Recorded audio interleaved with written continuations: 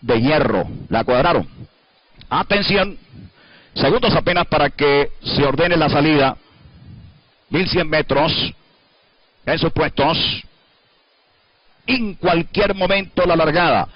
Arranca, la seguida es mala para Princess Illusion, tiene problemas y queda en el último lugar también con tropiezos Busquets Manía y también Camp Iniesta Manía con problemas. De inmediato Pat Coro por la parte central con Alma de Hierro, van a pelear la delantera Pat Coro, Alma de Hierro está luchando, la delantera domina Pat Coro a Alma de Hierro. En el tercer lugar viene avanzando por fuera Reina Famosa, en el cuarto lugar viene colándose Nia Fabi, seguidamente aparece Tun, detrás aparece Torita, enseguida Princess Illusion, posteriormente viene avanzando Mi Carrillera por la parte interior de la pista. Pat Coro está dominando la situación en el segundo. Reina Famosa cuando gira la última curva e ingresan ya a la recta final con Pat Coro, insiste la yegua Reina Famosa por la parte exterior, pero domina por primera línea Pat Coro cuando restan ahora 250 metros, insiste Reina Famosa, pero Pat Coro se mantiene sólida en la delantera, la yegua Pat Coro solo se arrolla, ya esta no se le gana a nadie, no puede perder Pat Coro, se le viene de punta a punta, ganó